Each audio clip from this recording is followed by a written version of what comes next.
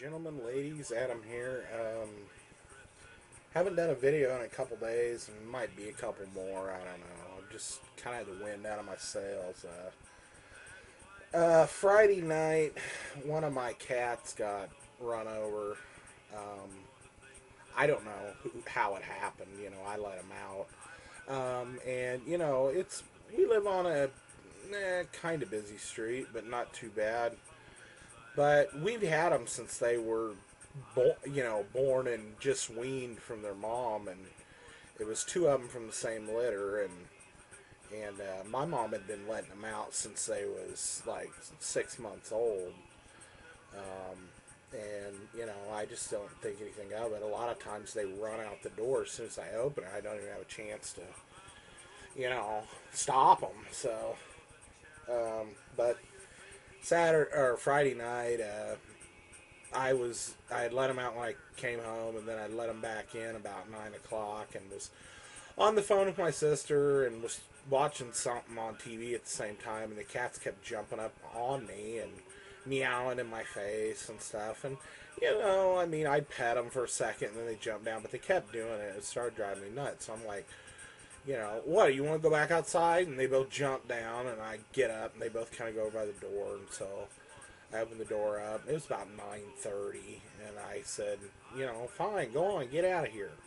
Just kind of, like I always kind of do, kind of kidding them.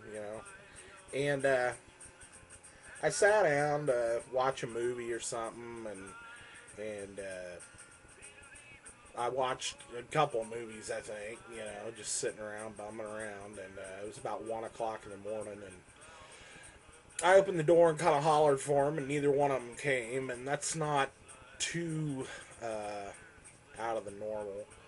So I was like, well, I'm going to go to bed then, because a lot of times when I let them in anyway, they're restless, and they're jumping around on my bed and climbing on me and stuff, and I was like, it's Friday night, I'm just going to let them hang out for a while, I'm going to go crash out.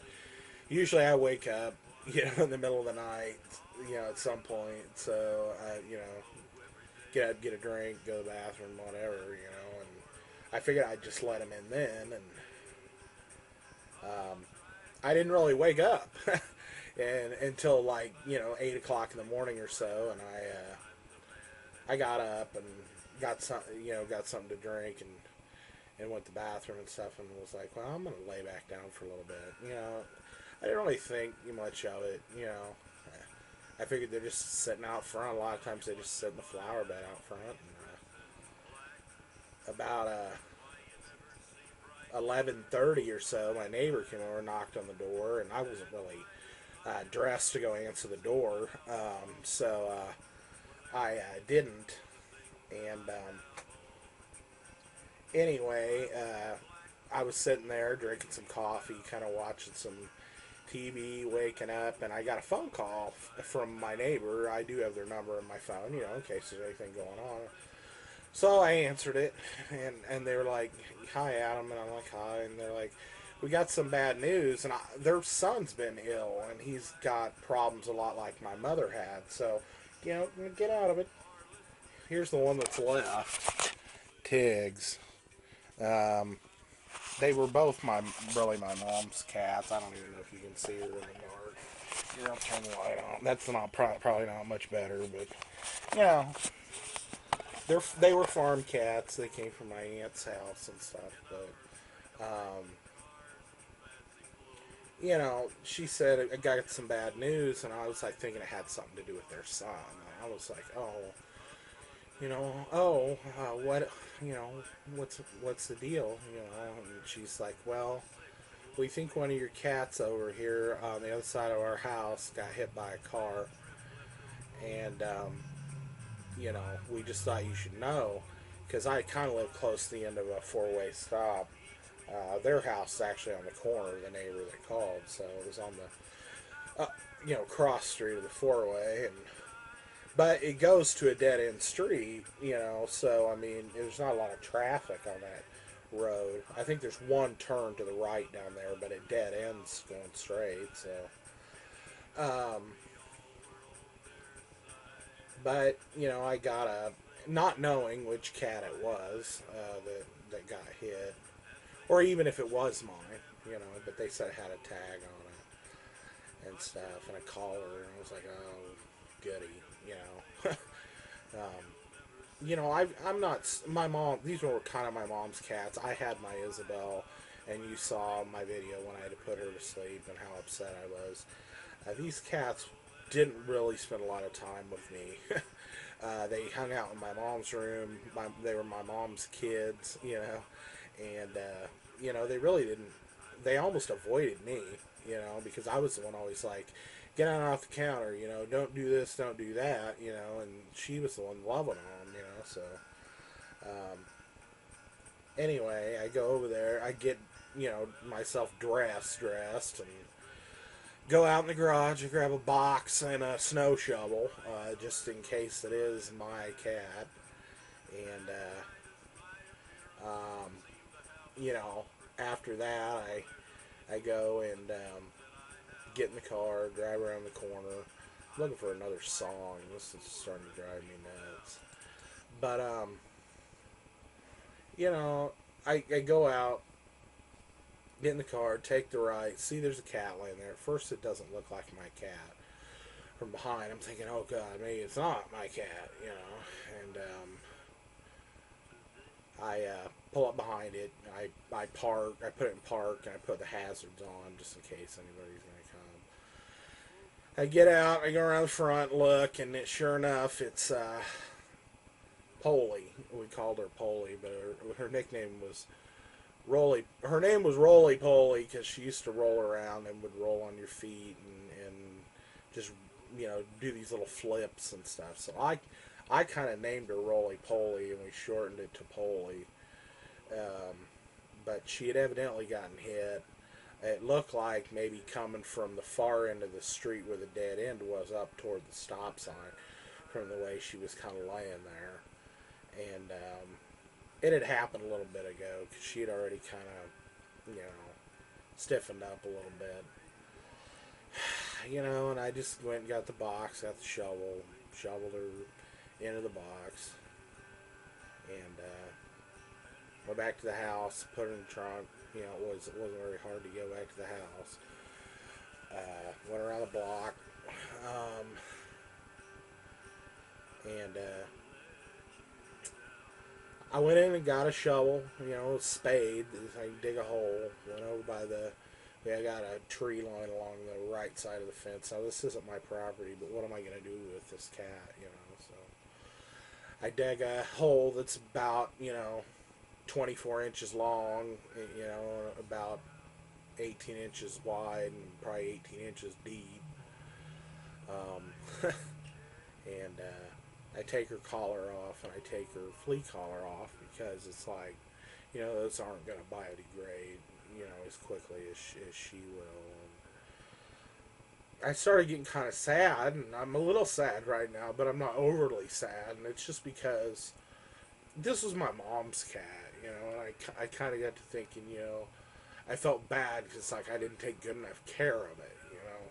Like, maybe there was something I could have done that I should have done, you know, and I kind of caused what happened, you know, even though I didn't hit her or, like, you know, throw her into the street or anything, but, you know, so, like, I had done something, you know.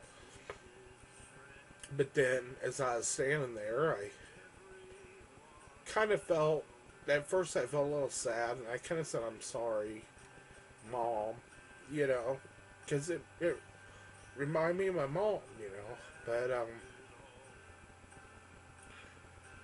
then I felt okay, and I thought, well, maybe, you know, at least now she's got one of her kids in heaven, you know.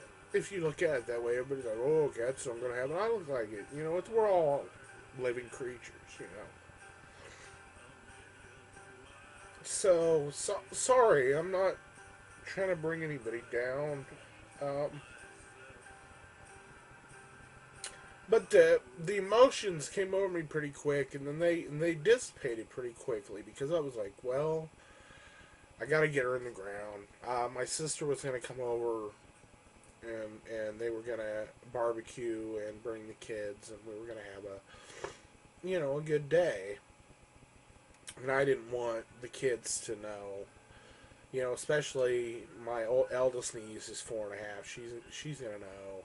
We're probably gonna end up having to tell her, you know, she ran away or whatever. But you know, so I put her in the ground, and you know, of course she's already kind of stiff, like I said. So it was kind of a I didn't want to hurt her the animal, so I was able to get her in there, and I start, you know, filling the hole and kind of packing it down a little bit as I get it more full. And I decided that I wanted to put a little bit of a marker out there, so there was actually a really straight stick. It wasn't cut. It was just a limb, but it was a straight piece of a limb that had a little bit of a point at the end. And it was about yay long. And I just jabbed it into the ground at the top of the hole, you know. But I don't know. I wasn't really attached to that animal. I mean, even though I named her, she was a hider. You know, different animals have different personalities, but she would hide all the time, either under the beds or in the back room or whatever, or under the kitchen table, and would only come out to like run outside or to eat. You know, unless she would come out and lay on my mom's bed, or under it. But you know, it just seemed like real recently she was starting to kind of come out and want to be petted and wanting to interact with me, and I felt like we were starting to build a little bit of a bond, you know, and I don't know, and I feel bad because I feel like I did something or could have done something. You know, and there's nobody really blame. I mean, I don't know who to blame. There's nobody to really blame. I mean, the cat could have ran right out in front of him at the very last second. You know, I've hit a couple rabbits. You know, there's nothing I could do about it. You know, and it's just the way it is. So anyway, I'm done with this. I don't know. I'm gonna let you go. I haven't felt like trying to do a hey, here I am video, you know, for y'all. I've got a couple little pick-up-y things, but I just haven't. I can't put that kind of energy into it right this second. So it might be a couple days. I don't know. I'm still upset, and the other cat doesn't know what's going on. She's staring out the window and once in and out, and I still let her out. I mean, what are you gonna do? You know, I could quarantine her to the house, but that's not gonna do any good. Um, so she's just wondering where she is. You know, maybe in a few weeks. You know, then when their little cat brain, you know, dissipates. You know, they might not remember it, but they'll still remember the scent, you know, and the smell of their sister, you know. And I don't know what to say about it. So anyway, I'm gonna sign off. I'm sure you all have had similar experiences with pets. This just hit a little harder because it was my mother's pet, and now in the same, not even 6 months later, you know, it got hit by a car. Now there's one little pea-brained idiot left. This is probably the runt in the litter that got dropped on her head 15 times. Because I mean, really, she can't even figure out how to climb out of a tree. She climbs up and then got stuck up in a tree for like 4 days because she couldn't figure out how to climb down. And people are like, "Oh, she'll climb down when she gets hungry. Oh, she'll climb down." It was like literally 4 or 5 days, and I'm scared of heights, so I wasn't getting up in the tree.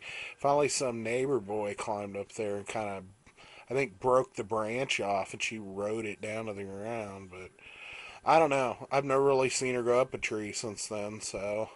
But she's not the brightest bulb, but she's funny. So you know what I'm talking about, you. Anyway, I'll see you guys later. It just be a couple days. I just need a few minutes. That's all. So talk to you later, guys and gals. Bye.